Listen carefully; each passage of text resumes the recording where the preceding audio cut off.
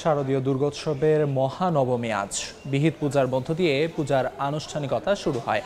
এই মুহূর্তে ঢাকেশ্বরী জাতীয় মন্দিরে আছেন সহকর্মী আয়েশা সিদ্দিক সামিয়া, উত্তরার সার্বজনীন পূজা মন্দিরে তাসনিয়া নিশাত মিম এবং ময়মনসিংহে উবায়দুল হক।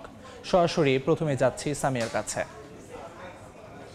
আজ মহানবমী কল্পারম্ভ আর বিহিত পূজার মধ্য দিয়ে কিন্তু শুরু হয়েছে নবমীর যে আনুষ্ঠানিকতা রয়েছে সেই পর্ব। এবং আমরা দেখেছি এই ঢাকেশ্বরী মন্দিরে সকাল 8:30 থেকে এখনও কিন্তু আসলে চলছে সেই পূজার কার্যক্রম। আমরা আসলে দেখেছিলাম এই পূজা মণ্ডপেই কিন্তু পুরোহিত যিনি আছেন তারা কিন্তু ধূপ প্রদীপ এবং ফুল নিবেদন করে সেই পূজার যে কার্যক্রম রয়েছে সেটি কিন্তু এখনও পরিচালনা করছেন।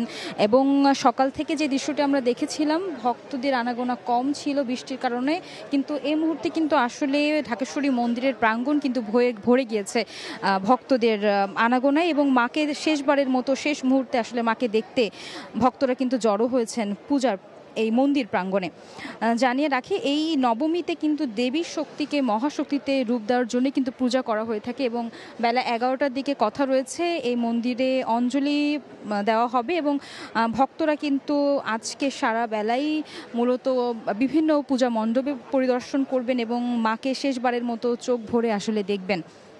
আমরা আসলে দেখেছি এখানে হোমযজ্ঞ করা হয়, অর্থাৎ আগুনে ঘি নৈবেদ্য এবং বিভিন্ন সামগ্রী আহুতি দিয়ে অশুভ শক্তির নাশ এবং শুভ শক্তিকে প্রতিষ্ঠার জন্য এই পুজো করা হয়। আজ পুরাণ শাস্ত্র মতে 108টি প্রদীপ এবং 108টি পদ্মফুল কিন্তু নিবেদন করা হবে দেবীর উদ্দেশ্যে। এবং ভক্তরা সেই দেবীকে মনোমুগ্ধকরভাবে দেখছেন। আমরা দেখছি সকাল থেকে এই ভক্তরা কিন্তু আসছেন এবং তাদের একটি প্রত্যাশা মায়ের কাছে, আগামীকালই দশমী, তাই বিজয়ের দিন, বিসর্জনের দিনে কিন্তু ভক্তরা আসলে মাকে বিদায় জানাবেন মর্তলোক থেকে। এবং তাদের একটাই প্রত্যাশা, এই দেশের যত সমস্যা আছে তার সমাধান করে সবাই যাতে সাম্প্রতিক জীবন যাপিত করতে পারে, সেটি তাদের প্রত্যাশা। এই মুহূর্তে আমরা চলে যাব উত্তরা পূজা মণ্ডপে। সেখানে আছেন আমার আরেক সহকর্মী তাসনিয়া নিশাত মিম, জানবো তার সেখানের খবর। ধন্যবাদ সামিয়া। এই মুহূর্তে আমি কিন্তু উপস্থিত আছি রাজধানীর উত্তরায় সার্বজনীন পূজা মন্দিরে। দেখতে দেখতে হিন্দু সম্প্রদায়ের সবচেয়ে বড় ধর্মীয় উৎসব দুর্গাপূজার মহানবমী অর্থাৎ চতুর্থ দিন কিন্তু চলছে আজ। আজকের দিনটি পার পেরিয়ে গেলেই দেবী দুর্গা বিদায় নেবেন এই ধরাধাম থেকে এবং আগামী বছর তিনি আবারও আসবেন আমাদের মাঝে। আমরা এখানে উপস্থিত হয়ে যেটি পুরোহিতদের কাছ থেকে জানতে পেরেছি যে গতকাল কিন্তু অসুর বধ হয়েছে, অর্থাৎ গতকাল দুপুর 1:50 থেকে 2:38-এর মধ্যে দেবী দুর্গা অসুরকে বধ করেছেন।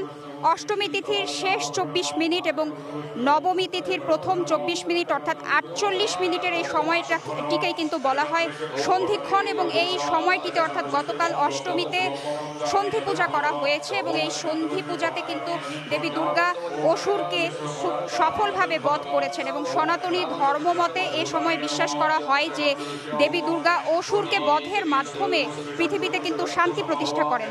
তো আমরা এই মণ্ডপে উপস্থিত হয়ে যেটি দেখতে পাচ্ছি যে ধীরে ধীরে কিন্তু ভক্ত দর্শনার্থীরা আসছেন এবং এখানকার আয়োজকরা বলছেন যে বেলা বাড়ার সঙ্গে সঙ্গে ভক্ত দর্শনার্থীদের সংখ্যা বাড়তে থাকবে। এবং এখানে ইতোমধ্যে যেটি দেখছি যে বিহিত পূজা কিন্তু চলছে। মহানবমীর যে শুরুর দিকে যে বিহিত পূজাটি হয় সে বিহিত পূজা কিন্তু চলছে।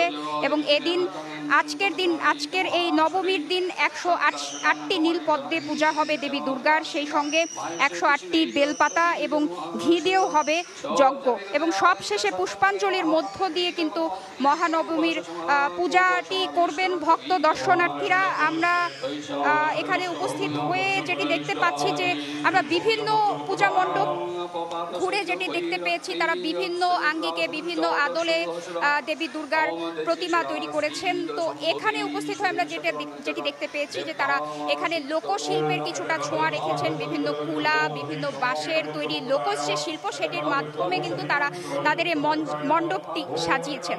তো এই ছিল আমার কাছে উত্তরার সার্বজনীন পূজা মণ্ডপ থেকে বিস্তারিত। আমরা চলে যাব এই মুহূর্তে ময়মনসিংহে, সেখানে আছেন আমাদের আরও একজন সহকর্মী ওবায়দুল। সরাসরি চলে যাচ্ছি তার কাছে।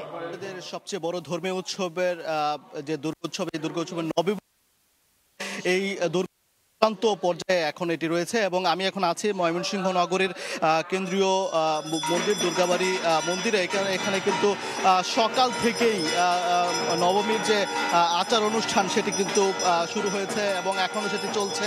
আসলে এই দেবীর শক্তির আরাধনার এই দিনটি পূর্ণতা পায় বলে বিশেষ আচার অনুষ্ঠান মধ্য দিয়ে ভক্তরা কিন্তু পদচারণায় এই মুহূর্তে কিন্তু মুখর হয়ে গেছে।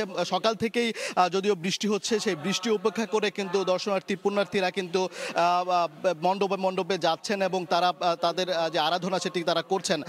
এই মুহূর্তে এই দুর্গাবাড়ি মন্দিরে আসলে ঢাকঢোলের তালে, শঙ্খ ঘণ্টার ধ্বনি আর ধূপধনুর গন্ধ কিন্তু মুখরিত হয়েছে পুরো মণ্ডপ এলাকা। এবং এই নবমী তিথি দেবী দুর্গার শক্তির চূড়ান্ত প্রকাশের প্রতীক কিন্তু এদিন দেবীকে পূজা করা হয় মহিষাসুর মর্দিনী রূপে, অশুভ শক্তির বিনাশ এবং প্রতীক হিসেবে নবমী বলি অর্পণ সহ বিভিন্ন আচার পালিত হয়। ভক্তরা ফুল, ফল, বেলপাতা, চন্দন ও নানা উপাচারে দেবীর চরণে নিবেদন করেন তাদের শ্রদ্ধা এবং ভক্তি।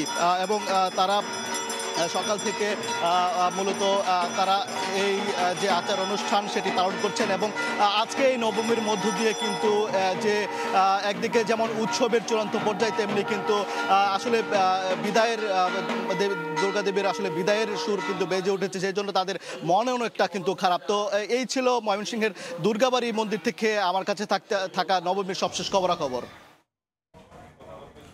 ময়মনসিংহ থেকে ওবায়দুল হক এবং ঢাকার উত্তরা থেকে তাসনিয়া নিশাত মিম এবং ঢাকেশ্বরী মন্দির থেকে সহকর্মী আয়েশা সিদ্দিক সামিয়া জানাচ্ছিলেন সবশেষ খবরাখবর।